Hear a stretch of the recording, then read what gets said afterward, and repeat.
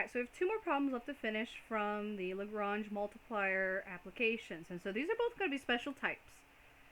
This first one here in Joe's lawn mowing service is going to be a type where I have to solve by substitution. And I know that because of this x cubed. Again. Then the second one's going to be a lot like the last one we finished in the last set of notes, or very similar to it. Alright, Joe's mowing service has found that it takes, on average, so again I'm assuming these are based on averages, on average 6 hours to mow a large lawn, 3 hours to mow a small lawn, and so they have a constraint of time, right? There's not an infinite amount of time every week. You only have so many hours or month to mow, right? So there's 450 hours available to mow these different types of lawns.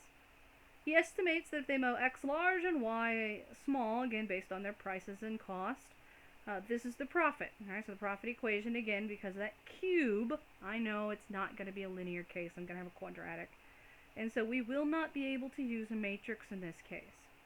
Alright, first thing though, set up the constraint equation. Well, my constraint are hours, right? 6 hours to do a large lawn, 3 hours to do a small lawn, which X is my large lawns and Y is my small lawns. Alright, so 6 times X. Right, that's the time for my large, plus 3 times Y has to be less than or equal to 450. Although I believe this one will be equal to, so you don't have, I mean, I'm going to write it proper, but then when I go write it set equal to 0, I'll put equal to, right? 6x plus 3y minus our 450 equals 0, because that's the expression I'm going to use. Alright, so first set up our Lagrange formula, our profit equation first.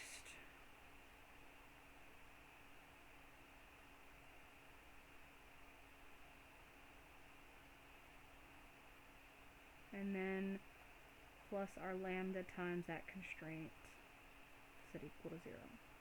Alright, so 6x plus 3y minus 450. Alright, now that I've got it set it up correctly, find our variables and go from there. Find our derivatives with respect to each variable, so with respect to x, with respect to y, and with respect to lambda. Alright, the derivative with respect to x is going to be a negative 6x to the second, which therein lies why I can't use a matrix.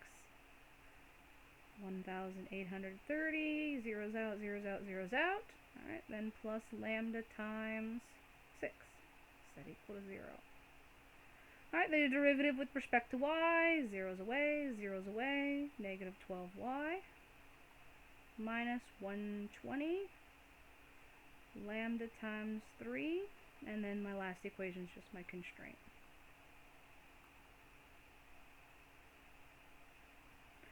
Alright, due to that square term, I cannot use a matrix. I am not allowed to use a matrix with square terms. Right, only linear terms. Linear terms means my variables have to be separate, and the highest degree is a 1. Alright, there is a process to this, and like I said, this one, if you wanted to look at the book, this one's a little more conducive to what the book does, and we're basically going to do the book does, just in a slightly different fashion. Alright, so what we do first is, if you notice, these two equations are the only two that have the lambda variable, and so my first step is to solve the first two equations for lambda. Solve both of these.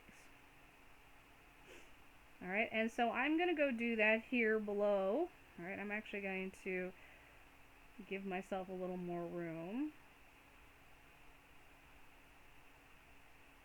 Making sure I've got plenty of room to do my work. Alright. Alright, so I'm starting out with these, so I'm going to kind of rewrite these like I said. I'm going to ignore this one right now. I'll come back to it. That one only has x's and y's in it, and so I'll come back to it later. I'm going to start with the first two and solve both of them for lambda. So I'm going to set them both up here.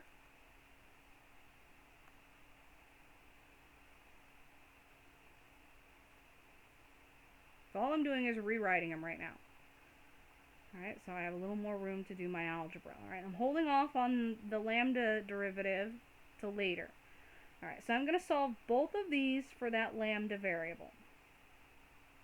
Alright, so the first equation, I'm going to move the 6 lambda over so everything else stays. So subtract 6 lambda to the other side, so I get negative 6 times lambda, right? I subtract it, right? Negative 6 lambda, and move it to the other side, all right. Times 6, so I need to get rid of the negative 6 in front of the lambda. We'll divide by it. Well, when I divide one part, I have to divide all of the parts, right, of my equation. So everything gets divided by 6. All right, so when we divide out everything by 6, well, this negative 6 cancels out with this negative 6, leaves me with x squared. I take 1,830 and divide it by negative 6, so that's going to come out negative 305. Equals my lambda. Alright, so there's the first one where I've solved for lambda. Alright, now I'm going to do the same thing to this one over here. Alright, so again, move my 3 lambda to the other side by subtracting it, so I get negative 12y minus 120 equals negative 3 lambda. Divide by my negative 3. Remember, everything gets divided by negative 3. And so negative 12 divided by negative 3 is going to leave me with a positive 4. 120 divided by negative 3 is 40, set equal to my lambda, and there I've got my second equation. And then so what we're going to do is, this is a substitution step. So it's basically, I'm going to substitute this expression here for that lambda. I'm going to set them equal to each other and get rid of the lambda variable. And so we get x squared minus 305 equals 4y plus 40. And again, I'm allowed to do that because I'm substituting, right? I'm taking this lambda expression and substituting it in there for that lambda expression. All right, so now I've got an equation here with just x's and y's, right? Well, now I need another equation because I've got my x and y, so this is where I'm going to go use the one I haven't dealt with yet, this one here. All right, so I'm going to rewrite it down here. I'm going to rewrite it over here. So the x plus, sorry, not x plus, 6x. 6x plus 3y minus 450 equals 0. Let's make sure I wrote it down right. Yes. Alright, now I'm down to this equation with x's and y's, this equation with x's and y's. Alright, we'll pick one of them, solve for one of my variables, and substitute it into the other. Alright, this one's linear, meaning it doesn't have the square term, and so it's a little easier. And this one is just y, the x squared is over here. So I want to avoid x, so I'm going to solve for y, and I'm going to solve this equation for y. So I'm taking this equation here, and I'm going to solve for y. Alright, so it means I'm going to move the 6x to the other side, move the 3y to the, solving for y. So I'm going to move the 3y to the other side. And so 6x minus 450 equals negative 3y. Divide by my negative 3, whatever, again, everything gets divided by negative 3. And so I'm going to get a negative 2x plus 150 equals my y term. Alright, now I'm going to do another substitution. Alright, this expression is going to substitute up here for y. So I'm going to replace this y part with the negative 2x plus 150.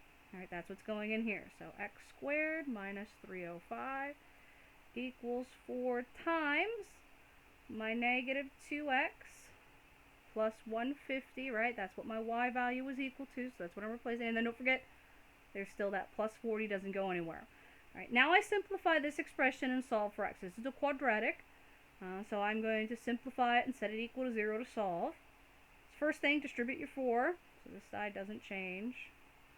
So I'm going to get negative 8x plus 600 plus 40. So negative 8x plus 640. It's quadratic because of the x squared, so I'm going to set it equal to 0. So I'm going to move the 8x and the 640 to the other side. So I'm going to add 8x to this side, and I'm going to subtract the 640. Alright, I'm doing it all in one step just to make life a little easier. And so over here, I'm going to have an x squared plus 8x, right, because I added that 8x. And then negative 305 minus 640 is going to give me a negative 945, and I've set it equal to 0. Alright, and so this is the equation I now need to solve for x. And again, I thought I gave myself plenty of room, but I didn't. I'm going to come down here. Alright, so x squared plus 8x minus 945 equals 0. And so now it's just a quadratic. You can solve a quadratic using the quadratic formula. You can solve the quadratic by factoring. You can solve the quadratic by graphing and find it 0. Any of those are fine methods. This one does factor. Alright, again, you just kind of have to play around with it. Alright, but it does factor. Values that I multiply to get 945, as it turns out, is positive 35 and negative 27. If you take 27 times 35, you're going to get 945. And the negative's on the 27, because if I take my negative 27, add it to my 35, I'm going to get 8.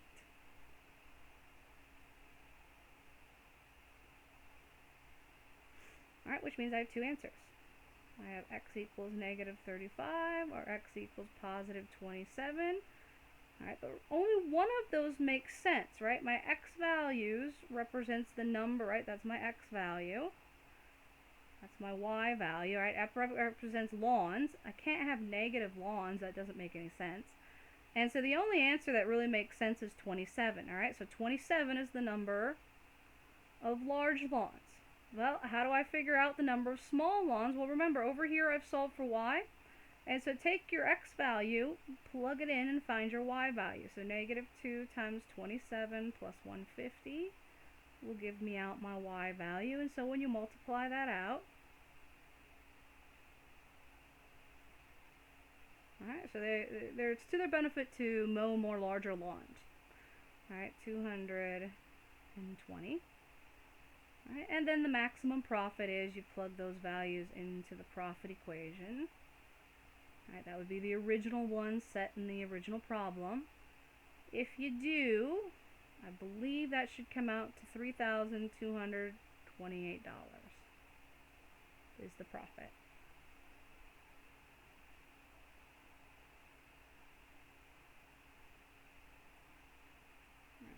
Something doesn't make sense. It's supposed to just be 20. Let me check.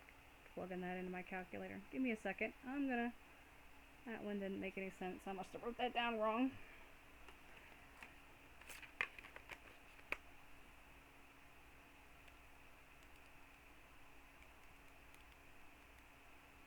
$96, yeah. I'm not sure what I was writing down there. Alright, the y value should be 96, not 220. Alright, so 96, and so I'm going to leave the profit for you to find since I didn't find it earlier. Alright, you plug those back in the original amount, it should give you some dollar amount, and again, I'll leave that for you to do. It's just to plug it in and chug it into the original expression. Alright, so again, 96 and 27. So 96 is the y value. Alright, so again, make sure you have this written as 96. Excuse me. Alright, the last one. Alright, again, for some reason, the beginning of the problem was small and the rest of it was big. I don't know why my program sometimes does that, but it does. Alright, so you have a company that manufactures a product. Alright, and so there's two different factories that they can make their product in. Factory A and Factory B. Alright, so A produces X of the items, B produces Y of the items, and then the cost is given by that cost equation. Alright, in dollars. Suppose a company receives an order of 900 items to be produced. Alright, how many units should be produced by the first factory and how many units should be produced by the second factory? Alright, so this one actually would need it to be equal to. They have to meet their demand, so this one's not going to be less than or equal to. I have to have as many items as people purchase, right? This means somebody purchased 900 items, and so it has to be equal to it. Alright, move the 900 to the other side, so x plus y minus 900 equals 0 is my constraint where I've set it equal to 0. Alright, find the number that Factory A has to produce, number Factory B has to produce, in order to produce the total 900 units. So x of them are from A, y of them are from B, they need a total of 900 altogether. Alright, so my constraint equation, or not my constraint equation, my Lagrange equation is the cost function first, so 2x squared plus 3y squared plus xy plus 9x plus 24y plus 700 plus my lambda times x plus y minus 900. All right, making sure I wrote everything down right. So 2x squared plus 3y squared, xy, 9x, 24. All right, looks good. Now I find my derivatives and go from there. All right, this one I will be able to use a matrix with. All right, so the derivative with respect to x, derivative with respect to y, and lambda should come out linear. All right, so first with respect to x, so I got 4x, zeroes away, y, plus 9 plus lambda times 1, set it equal to 0. Now the derivative with respect to y, zeroes away, 6y, plus x, zeroes out, plus 24, lambda times 1, and you could leave the times 1 off if you want to. I'm just doing that to show you that we did take the derivative with respect to each variable, and then the last part is just the x plus y minus 900, the constraint equation, so equals 0. Alright, show all work. So this is how I worded on the test. Show all work. If you solve the matrix, be able to show the matrix in the equation that you used and found after you row reduce. So this is all the work we want to see. Alright, so show the linear equations that you plugged into the calculator, which usually means there's some reordering going along. Alright, remember, if I've got a constant, I've got to move it to the other side. And so in this first one, I had to have that 9, so I've got to move it to the other side. So the first equation gets rewritten as 4x plus y plus lambda equals negative 9. The second equation's got this 24 constant, so I need to move that to the other side. And reorder x first, then 6y, then lambda equals my negative 24. And the last equation's just my original constraint, where I move the 900 to the other side. Alright, so that's the equation that we're going to plug into the matrix, and then show me the matrix and the result. So I know that's how you're solving it. And so you're going to plug in 4, 1, 1, negative 9, 1, 6, 1, negative 24, 1, 0, 900, and then tell me what your calculator spit out at you. Alright, so we get, and so this is one where I said it's similar to the one we did previously because we get fractions. It does come out ugly fractions. Alright, it comes out 564.375, 335.675, and negative 200602.1. Alright, that's my x, that's my y, that's my lambda. And again, I'm only interested in x and y. We found lambda, and that's what it is. Alright, but I'm interested in the x and y, and make sure, I can't remember if I changed that. I had it 1,000 previously. Alright, but I changed it to 900, so make sure that's switched to 900. Alright, so remember, I have to ship 900 of them. And I don't want to ship a fraction of one, right? I want to ship a whole one. Alright, I can only ship whole number values. And so my x plus y has to be exactly, can't be less than or equal to, it has to be exactly 900. Well, let's see if I round this correctly, meaning I round up when I'm supposed to round up, round down when I'm supposed to round down, if that will give me what I want. So if I take my x value and I round up, oh no, so I round down because it's 0.3 to 564. And if I take my y value and round up in this case, because it's 5.6 to 336, see if I add those together and I get my 900. And I do. Alright, so those work. Alright, those are the values I want. So in this case, just rounding appropriately gives me what I'm looking for. So I want the first company A or factory A to produce 564, factory B to produce 336. Alright, so factory A, 564 exactly, factory B, 336 exactly, and then the minimum cost is plug those numbers. Plug the numbers in we use back into the original one at the start of the problem. Alright, so again, you go all the way back up here and plug it in that equation. Alright, so again, just make sure you're careful. I think the number does come out ridiculously big. Alright, and you should double check me, make sure I plug my numbers in right. So whatever this is expensive to make. Alright, so we'll finish up there. So that's it. That's the rest of chapter 7. A lot of calculator work. Alright, so get ready for the test. Alright, the test will be some applications. You'll do applications of Lagrange and all of that stuff. Make sure, again, you know what I want to see. I want to see your work. So I want to see all of this. This is how I word the problem. Show all your work. If you solve to the matrix, be sure you show the equations that you plugged in, the matrix you used, and found, right? What you plugged into the calculator and what the calculator told you. Just in case you mistyped something, I can at least see, all right, you had the stuff right here correct. All right, somewhere from here to here, you mistyped something, and I only take off a point or so when that happens, as long as you show me your work. All right, show me your work. Again, you don't get those points, and also you don't get the points because I don't see the work. Remember, the work is just as important, the process, as getting to this right answer. All right, so make sure you show me your work. All right, so I'm stopping there.